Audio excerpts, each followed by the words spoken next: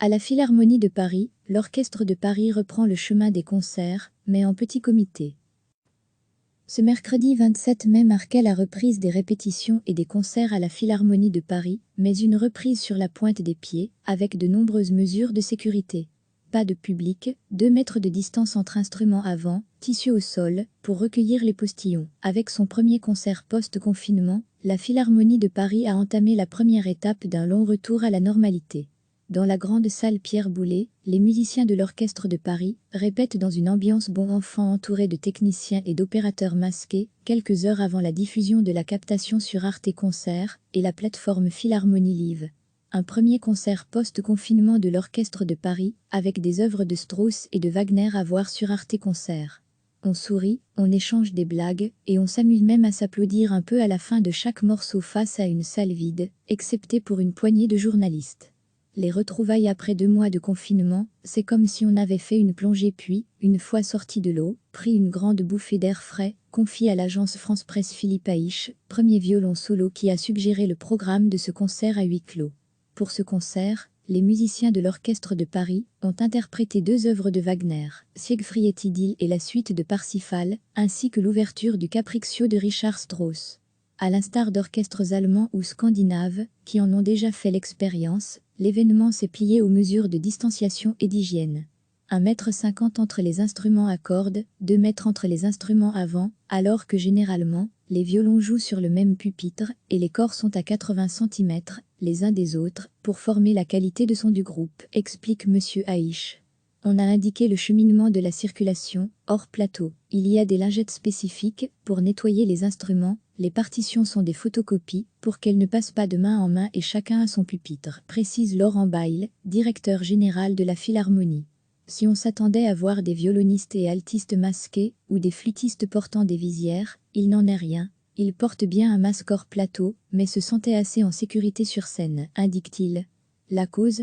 Plusieurs études techniques récentes, dont l'une réalisée par le prestigieux Philharmonique de Vienne et d'autres pas plusieurs orchestres allemands, soutenant qu'il n'y a pas risque de contamination au sein d'un orchestre si les musiciens sont placés à plus d'1 mètre, les uns des autres. J'avais prévu une visière, avec une petite encoche pour mettre la flûte, j'en avais acheté 10, mais après avoir lu les analyses, j'ai vu qu'il n'y avait pas de danger, se rassure le flûtiste Vicenprat. Même avec son instrument, considéré comme le plus dangereux, le souffle n'excédait pas 80 cm, toujours selon ses études.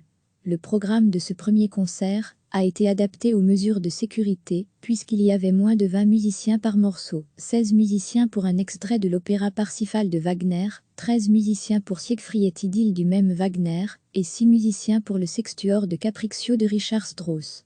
Pour l'extrait de Parsifal, qui était une transcription pour orchestre de chambre, un problème s'est rapidement posé, et les musiciens ont demandé à Philippe Haïch de leur servir de chef d'orchestre.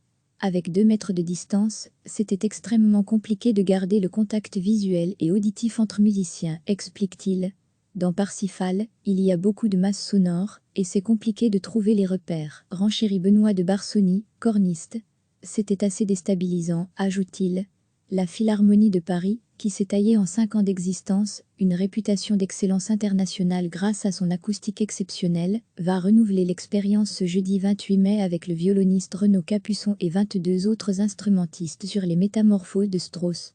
D'autres initiatives suivront à l'été. D'autres formations commencent à reprendre aussi, comme l'Opéra de Dijon, qui offre depuis mercredi des concerts streamés, ou encore les 2 orchestres de Radio France, qui proposeront un concert hebdomadaire en juin et juillet diffusé en direct sur France Musique et Arte Concerts. Mais cela n'apportera pas une réponse à 3 grandes inconnues. Quelle jauge pour les salles de concert ? Le public reviendra-t-il ? Et quand sera-t-il envisageable de reprendre les grandes symphonies, de Mahler, Wagner ou Bruckner ? Pour Parsifal, on a pris les 3/4 de la scène, alors qu'on n'est que 16. Imaginez 80 musiciens, que feriez-vous ? Ce n'est pas possible, assure Monsieur Haïch. La réflexion se poursuit également en Belgique, avec notamment les directeurs des 3 grandes institutions musicales fédérales, Beaux-Arts, la Monnaie et le Belgian National Orchestra, qui vont collaborer pour faire face à l'après-Covid-19. Ce mercredi 27 mai marquait la reprise des répétitions et des concerts à la Philharmonie de Paris, mais une reprise sur la pointe des pieds, avec de nombreuses mesures de sécurité.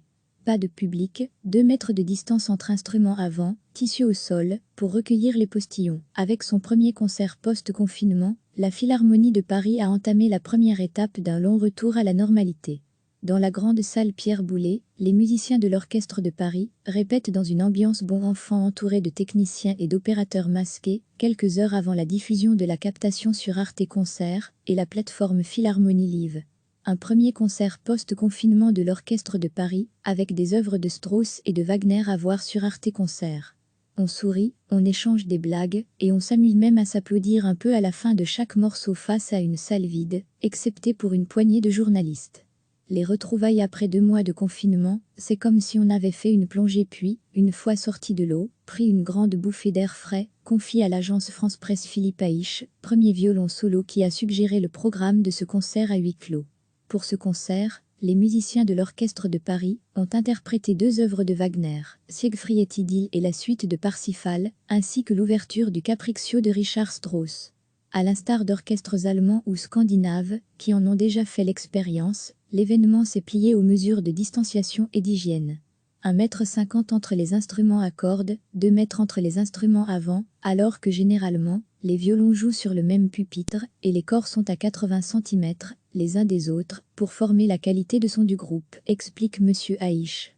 On a indiqué le cheminement de la circulation, hors plateau. Il y a des lingettes spécifiques pour nettoyer les instruments, les partitions sont des photocopies pour qu'elles ne passent pas de main en main et chacun à son pupitre, précise Laurent Bayle, directeur général de la Philharmonie.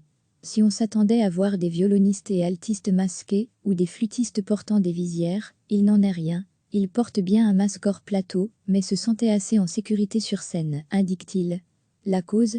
Plusieurs études techniques récentes, dont l'une réalisée par le prestigieux Philharmonique de Vienne et d'autres pas plusieurs orchestres allemands, soutenant qu'il n'y a pas risque de contamination au sein d'un orchestre si les musiciens sont placés à plus d'1 mètre, les uns des autres. J'avais prévu une visière, avec une petite encoche pour mettre la flûte, j'en avais acheté 10, mais après avoir lu les analyses, j'ai vu qu'il n'y avait pas de danger, se rassure le flûtiste Vicemprat. Même avec son instrument, considéré comme le plus dangereux, le souffle n'excédait pas 80 cm, toujours selon ses études. Le programme de ce premier concert a été adapté aux mesures de sécurité, puisqu'il y avait moins de 20 musiciens par morceau, 16 musiciens pour un extrait de l'opéra Parsifal de Wagner, 13 musiciens pour Siegfried et Idylle du même Wagner, et 6 musiciens pour le sextuor de Capriccio de Richard Strauss. Pour l'extrait de Parsifal, qui était une transcription pour orchestre de chambre, un problème s'est rapidement posé et les musiciens ont demandé à Philippe Haïch de leur servir de chef d'orchestre. Avec 2 mètres de distance, c'était extrêmement compliqué de garder le contact visuel et auditif entre musiciens, explique-t-il. Dans Parsifal, il y a beaucoup de masse sonore et c'est compliqué de trouver les repères, renchérit Benoît de Barsony, corniste. C'était assez déstabilisant, ajoute-t-il. La Philharmonie de Paris, qui s'est taillée en 5 ans d'existence, une réputation d'excellence internationale grâce à son acoustique exceptionnelle, va renouveler l'expérience ce jeudi 28 mai avec le violoniste Renaud Capuçon et 22 autres instrumentistes sur les Métamorphoses de Strauss. D'autres initiatives suivront à l'été. D'autres formations commencent à reprendre aussi, comme l'Opéra de Dijon, qui offre depuis mercredi des concerts streamés, ou encore les 2 orchestres de Radio France, qui proposeront un concert hebdomadaire en juin et juillet diffusé en direct sur France Musique et Arte Concert. Mais cela n'apportera pas une réponse à 3 grandes inconnues. Quelle jauge pour les salles de concert ? Le public reviendra-t-il ? Et quand sera-t-il envisageable de reprendre les grandes symphonies de Mahler, Wagner ou Bruckner ? Pour Parsifal, on a pris les 3/4 de la scène, alors qu'on n'est que 16. Imaginez 80 musiciens, que feriez-vous? Ce n'est pas possible, assure Monsieur Haïch.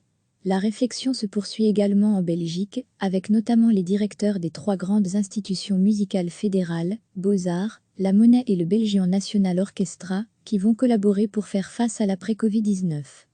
Cliquez sur s'abonner pour recevoir les dernières nouvelles.